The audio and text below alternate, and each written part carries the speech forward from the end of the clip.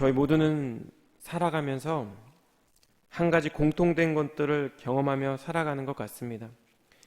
바로 이기적이고 자기 중심적인 사람들에게 실망하는 것입니다. 뿐만 아니라 죄 많고 연약한 내 자신에게도 실망하는 것이죠. 그리고 그런 경험이 쌓이다 보면 사람이라는 존재의 가치를 devaluate, 평가절하하게 됩니다. 하나님께서 모든 피조물들 중에서 사람에게 주신 어떤 특별한 지위, 사람이라는 존재의 가치와 사명을 발견하지 못하게 되는 것이죠. 하나님의 영광이 사람의 연약함, 죄에 가려 발견되지 못하게 된다라는 것입니다. 오늘 우리가 함께 읽은 이 본문의 말씀은 하나님의 창조 사역의 절정이라고 할 수 있는 제6일째 되는 날, 사람을 창조하신 일과 그리고 그 모든 일들을 마치시고 안식하심으로 그 모든 일들을 복되게 하신 하나님의 안식에 대한 말씀을 전달하고 있습니다. 이 아침 저희가 함께 말씀을 살펴보며 우리가 하나님 앞에서 어떤 존재인지, 하나님께서 우리에게 허락해 주신 삶의 자리에서 우리가 반드시 기억하며 살아가야 할 두 가지 사항을 함께 깨닫고 묵상하며 또 주님 안에서 은혜를 경험하는 귀한 시간 되기를 우리 예수님 이름으로 축복합니다. 본문이 전달하고 있는 첫 번째 교훈은 이것입니다. 하나님은 인간을 그 어떤 존재보다도 특별한 존재로 만드셨고 뿐만 아니라 특별한 사명을 허락해 주셨다라는 사실입니다. 오늘 본문은 여섯째 날에 이루어진 일들을 중점적으로 다루고 있습니다. 여섯째 날 인간 창조에 앞서서 가축과 짐승을 창조하신 그 일이 먼저 언급되고 있는데요. 제가 24절과 25절을 읽겠습니다. 하나님이 이르시되 땅은 생물을 그 종류대로 내되 가축과 기는 것과 땅의 짐승을 종류대로 내라 하시니 그대로 되니라. 하나님이 땅의 짐승을 그 종류대로, 가축을 그 종류대로, 땅에 기는 모든 것을 그 종류대로 만드시니 하나님이 보시기에 좋았더라. 지금까지 창조 과정을 간단하게 살펴보면 하나님께서는 공중은 새들로 채워주셨고 물은 수중 생물들로 채워주셨습니다. 그리고 이제 이미 각종 식물들로 채워져 있던 지상을 육상 생물들로 채우고 계신 것입니다. 하나님께서는 각종 식물들로 가축과 들짐승과 기는 모든 것들을 창조하신 후에 이 모든 것들이 지상에서 살아갈 수 있도록 해 주셨습니다. 이제 모든 준비를 마치신 하나님께서는 마치 완성된 집을 갖추듯이 그 모든 일들을 마치시고 그 안에 들어가서 살아가게 될 인간을 창조합니다. 오늘 이 본문의 말씀 가운데 우리는 인간이라는 존재의 창조가 다른 여타 피조물과는 다른 피조물과는 달리 더 특별하게 만드는 세 가지 근거를 제시하고 있는 것을 우리가 발견할 수 있는데요. 첫 번째는 인간이 하나님의 형상을 따라 하나님을 닮은 존재로 창조되었다라는 것입니다. 26절에 하나님이 이르시되 우리의 형상을 따라 우리의 모양대로 우리가 사람을 만들고, 27절입니다. 하나님이 자기 형상 곧 하나님의 형상대로 사람을 창조하시되 남자와 여자를 창조하시고. 예전에 초대교회 교부들은 형상은 외형적인 신체의 모습을 나타내고 모양은 영원성과 거룩성 등 하나님의 내부적인 성품을 의미하는 것으로 해석한 경우가 있었습니다.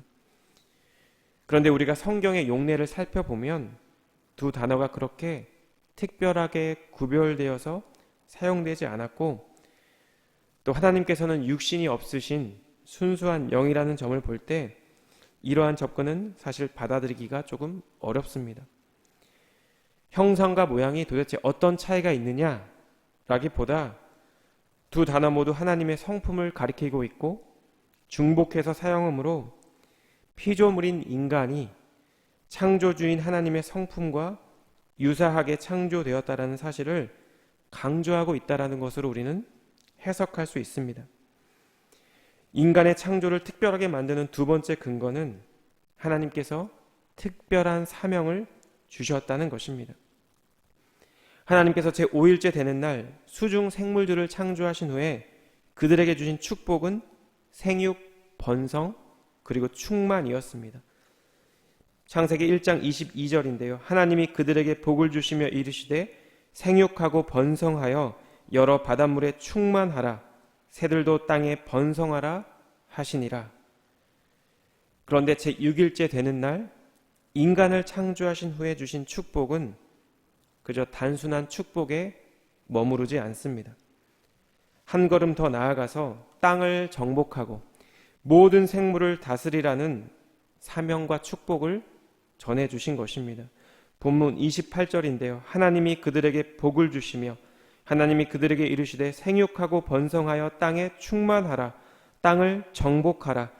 바다의 물고기와 하늘의 새와 땅에 움직이는 모든 생물을 다스리라 하시니라. 하나님이 인간에게 주신 명령은 생육하는 것, 번성하여 땅에 충만해지는 것, 그리고 땅을 정복하고 모든 생물을 다스리는 것이었습니다. 땅을 정복한다라는 것은 발로 밟는 모든 땅을 삶의 터전으로 삼는 것을 의미합니다.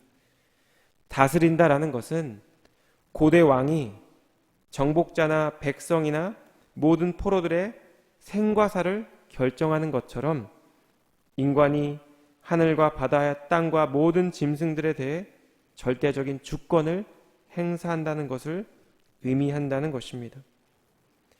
이처럼 하나님은 인간을 하나님의 형상을 닮은 존재로 만드셨을 뿐만 아니라 인간 이전에 창조하신 모든 피조물들을 다스리는 대리 통치자로 세워주셨습니다. 마지막으로 인간의 창조가 조금 더 특별한 세 가지 이유는 31절에 표현되어 있는데요.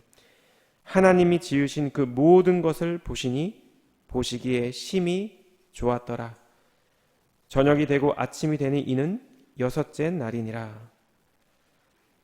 사실 보시기에 좋았다라는 표현은 하나님께서 이 세상을 창조하실 때 이미 5번 반복했던 표현입니다.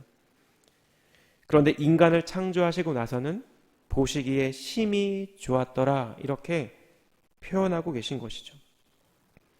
심히에 해당하는 히브리어가 메오드라는 단어인데요.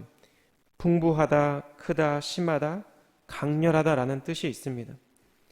한마디로 얘기해서 양과 질에 있어서 더할 나위 없는 상태를 나타내는 말입니다.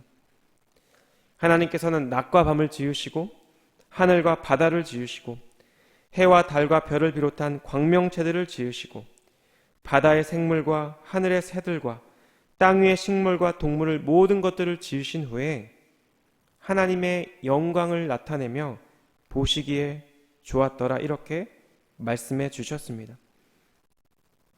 그러나 마침내 하나님의 형상과 모양을 닮은 사람을 창조하신 후에는 이전 것과는 비교할 수 없을 정도로 보시기에 심히 좋았더라라고 선언하고 계신 것입니다. 함께 살펴본 이 말씀은 지속적으로 우리에게 한 가지 사실을 분명하게 전달하고 있습니다. 사람은 하나님이 창조하신 그 어떤 것들보다 더 특별하고 더 존귀한 존재라는 것입니다. 그런데 제가 서두에 언급한 대로 우리는 때로는 많은 경우에 우리가 어떤 존재인지를 잊어버리고 살아갑니다. 바울은 이렇게 사람에게 태초부터 담겨져 있었던 하나님의 형상, 하나님의 모양, 하나님의 영광을 담아내지 못하고 망가져 버린 사실을 로마서 8장에서 이렇게 표현하고 있는데요. 19절에서 22절입니다. 피조물이 고대하는 바는 하나님의 아들들이 나타나는 것이니 피조물이 허무한데 굴복하는 것은 자기 뜻이 아니요 오직 굴복하게 하시는 이로 말미암음이라.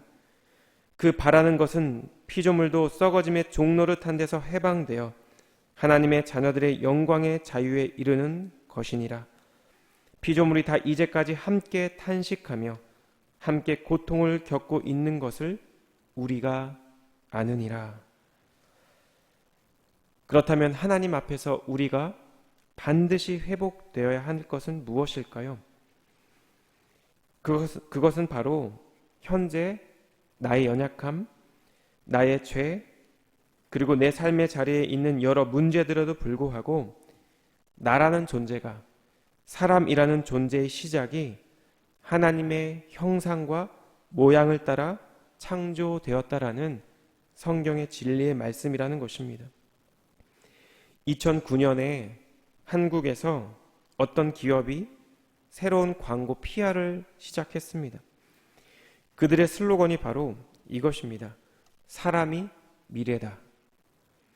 그 어떤 것들보다 사람, 그 어떤 것들보다 인간에게 우선시하고 사람에게 집중한다는 이 광고의 내용은 많은 사람들에게 어필이 되었고 특별히 청년들에게 큰 어필이 되었다라고 전해지고 있습니다. 그런데 그렇게 6년 가까이 사람이 미래다라는 슬로건을 높이 외쳤던 이 회사는 전체 사무직 임직원 중에서 임의로 희망퇴직 대상자를 선정하고 통보해서 강제로 희망퇴직한 그런 논란에 휩싸이게 됩니다.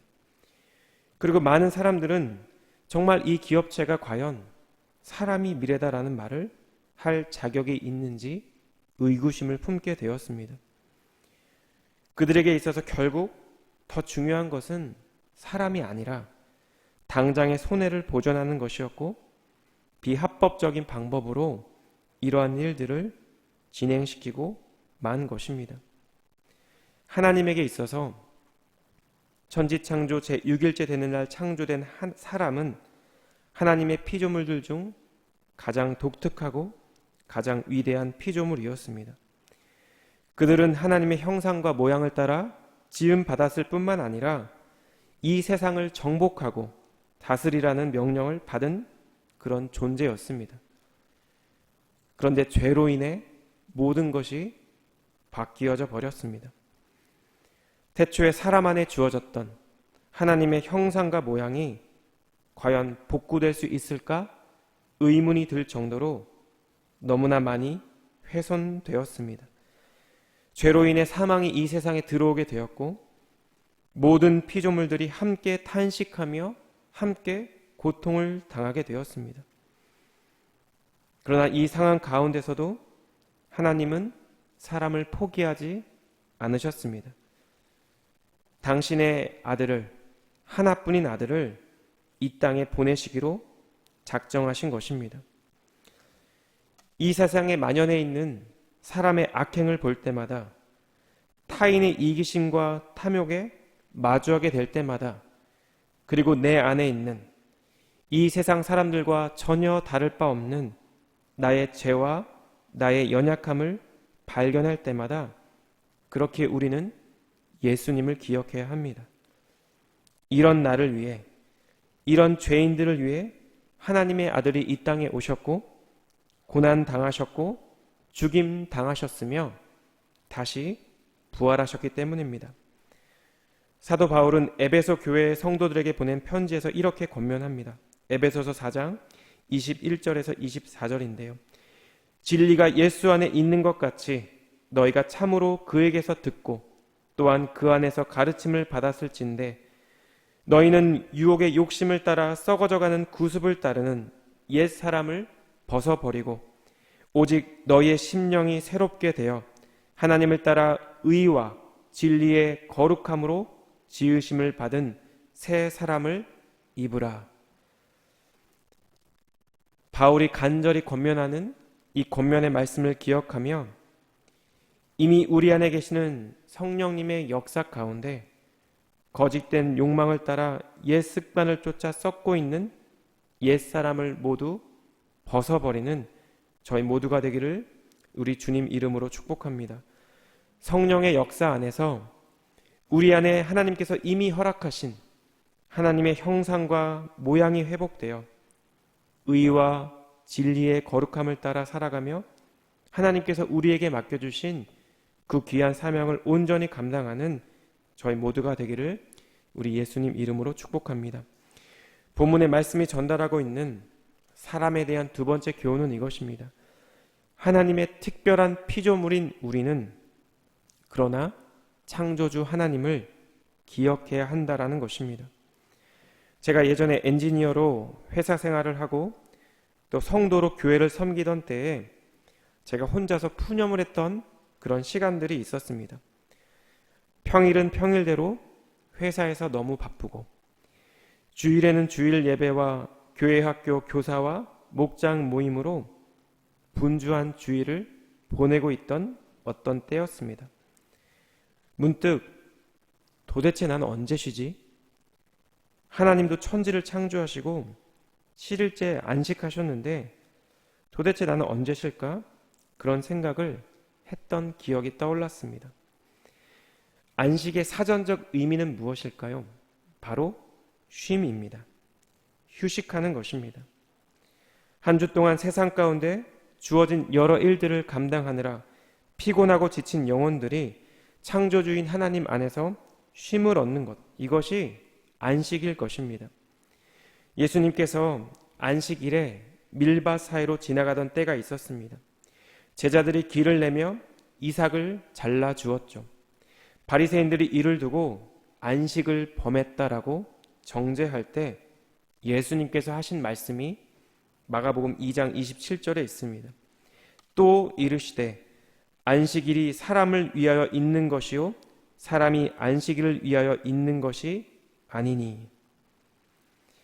율법의 시행 규칙에 해당하는 미시나라는 책에 안식일에 해서는 안 되는 율법 조항들 39가지가 기재되어 있다고 합니다. 예수님 시대의 안식일은 하나님께서 그들에게 허락하신 안식을 경험하는 것이 아니라 여러 규례들로 인해 바리새인들, 종교 지도자들에게 정죄를 받는 그런 날이 되어버린 것입니다. 그런데 오늘 이 본문 2장 1절에서 3절 말씀은 이러한 안식일 규례의 모태가 되는 성경에서 처음으로 안식이 언급되는 하나님의 말씀이 기록되어 있습니다. 천지와 만물이 다 이루어지니라. 하나님이 그가 하시던 일을 일곱째 날에 마치시니 그가 하시던 모든 일을 그치고 일곱째 날에 안식하시니라. 하나님이 그 일곱째 날을 복되게 하사 거룩하게 하셨으니 이는 하나님이 그 창조하시며 만드시던 모든 일을 마치시고 그날에 안식하셨음이니라. 하나님께서는 마침내 천지와 만물을 모두 창조하셨습니다. 이 세상의 그 모든 것들이 단 하나의 예외도 없이 하나님의 피조물이라는 사실을 우리에게 전달합니다. 본문 2절에서 하나님은 하나님께서 그가 하시던 일 곧 천지 창조 사역을 일곱째 날에 마치셨다라고 이야기하고 있습니다. 이 말은 하나님께서 실질적으로 만물을 조성하신 사역은 제6일째 되는 날 끝났지만 3절 말씀과 같이 제7일째 되는 날 안식하시고 피조물에게 복을 주어 거룩하게 하심으로 마침내 창조가 끝났다라고 우리는 이해할 수 있는 것입니다. 즉 하나님의 안식, 하나님이 정의하신 안식은 노동으로부터의 쉼이라는 측면뿐만 아니라 창조의 완료의 측면에서도 이해될 수 있는 것입니다. 저희가 가만히 생각해 보면 완전한 영이시고 어제나 오늘이나 내일이나 동일하신 하나님에게 과연 쉼이 필요하실까 의문이 들 수 있습니다. 그렇다면 우리는 하나님께서 정하신 안식, 더 나아가 이스라엘 백성에게 허락하신 이 안식일 규례가 결국 사람이 아니라 하나님을 위해, 하나님이 아니라 사람을 위해 제정하셨다라는 것을 깨닫게 되는 것입니다. 그렇다면 이 안식일의 근본 정신은 무엇일까요? 안식일을 제정하신 분, 영광스러운 천지 창조를 마치시고 일곱째 날을 거룩하게 구별하여 창조하신 모든 일들을 마치신 하나님을 기억하라는 것입니다. 그리고 우리가 누구인지를 다시금 되새기라는 것입니다. 하나님께서 제7일째 되는 날을 거룩하게 구별하여 천지 창조를 마치신 것처럼 안식일의 규례를 지키며 하나님의 하나님 되심을 고백하라는 것입니다. 구약시대 수많은 제사가 안식일에 드려진 것처럼 오늘날 우리 성도님들은 주일에 함께 모여서 예배를 드리고 있습니다. 예수님께서 금요일에 십자가에 달려 죽임을 당하시고 3일 만에 부활하신 안식 후 첫날을 기념해 초대교회 성도들을 비롯해 우리 모두는 주일에 함께 모여 공적인 예배를 드리고 있습니다. 그래서 어떤 경우에는 일주일 중에 주일이 가장 바쁘고 분주한 날로 느껴지는 날이 있을 것입니다. 그런데 우리가 안식의 참된 의미를 묵상하고 생각한다면 우리의 분주함에 상관없이 바쁘고 때로는 빡빡한 일정에 상관없이 우리가 주일에 함께 모여 예배를 드리고 하나님의 한몸됨을 확인하고 누리며 함께하는 시간을 통해 우리가 집중해야 하는 것, 바로 그것은 천지를 창조하신 하나님이라는 사실을 우리는 깨달을 수 있다는 것입니다. 왜냐하면 하나님의 존재를 빼놓고 사람이라는 존재는 정의될 수도 없고 이해될 수도 없는 존재이기 때문입니다. 저희가 예배를 시작하며 불렀던 찬양이 있습니다. 여호와 우리 주여라는 찬양이었죠. 시편 8편을 모티브로 하는 찬양입니다. 여호와 우리 주여, 주의 이름이 온 땅에 어찌 그리 아름다운지요. 주의 영광이 하늘을 덮었나이다. 주의 대적으로 말미암아 어린 아이들과 젖먹이들의 입으로 권능을 세우시며 이는 원수들과 보복자들을 잠잠하게 하려 하심이니이다. 주의 손가락으로 만드신 주의 하늘과 주께서 베풀어 두신 달과 별들을 내가 보오니 사람이 무엇이기에 주께서 그를 생각하시며 인자가 무엇이기에 주께서 그를 돌보시나이까. 그를 하나님보다 조금 못하게 하시고 영광과 존귀로 관을 씌우셨나이다. 주의 손으로 만드신 것을 다스리게 하시고 만물을 그의 발 아래 두셨으니 곧 모든 소와 양과 들짐승이며 공중의 새와 바다의 물고기와 바닷길에 다니는 것이니이다. 여호와 우리 주여, 주의 이름이 온 땅에 어찌 그리 아름다운지요. 이 세상의 모든 창조물들을 대할 때마다, 그리고 나 자신을 대할 때마다 다윗의 이 고백과 같이 하나님을 향한 경외, 주님을 향한 찬양, 그리고 주님께서 이루신 구원에 대한 감사와 감격이 회복되는 이 아침 되기를 우리 예수님 이름으로 축복합니다. 여호와 우리 주여, 주의 이름이 온 땅에 어찌 그리 아름다운지요.